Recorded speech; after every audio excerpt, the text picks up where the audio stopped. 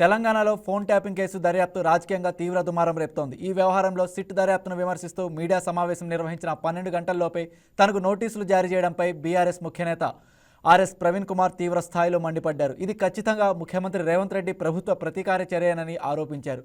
ప్రభుత్వ హెచ్చరికలకు నోటీసులకు భయపడేది లేదని, తన వద్ద ఉన్న ఆధారాలతోనే సిట్కు సమాధానం ఇస్తానని శనివారం విడుదల చేసిన ఒక ప్రకటనలో ప్రవీణ్ కుమార్ స్పష్టం చేశారు.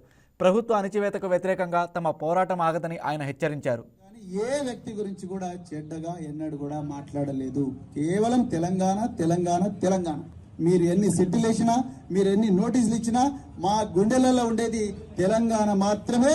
తెలంగాణ భావి తరాల ప్రయోజనాలు మాత్రమే, తెలంగాణకు న్యాయబద్ధంగా రావాల్సిన హక్కులు మాత్రమే, తెలంగాణలో కాంగ్రెస్ పాలనలో అన్ని వర్గాలకు జరుగుతున్న అన్యాయాన్ని ప్రశ్నించడం మాత్రమే మా గుండెలో ఉంటది. అంతే తప్ప మేము ఎవ్వరినో ఏదో చేసి ఏదో మీలాగా మీడియాకు లీకులు ఇవ్వడం, అదే విధంగా మీడియాగా అక్రమంగా కేసులు పెట్టడం, మొన్న ఎన్టీవీ ఆఫీసుకు పోయి జర్నలిస్టులను వాళ్ళు ఏదో ఉగ్రవాదులైనట్టు తీవ్రవాదులైనట్టు ఈడ్చుకుంటూ పోవడం, అదే విధంగా వాళ్ళని ఎయిర్పోర్ట్లోనే ఆపడం, ఇవన్నీ కూడా మా పార్టీలో ఎప్పుడు కూడా జరగవు. ఈ కల్చర్ను ఎప్పుడు కూడా కేసీఆర్ గారు ప్రమోట్ చేయలేదు, కేటీఆర్ గారు ప్రమోట్ చేయలేదు, హరీష్ రావు గారు ప్రమోట్ చేయలేదు. Please subscribe to YK TV Network. Please subscribe to YK TV. Please watch YK News.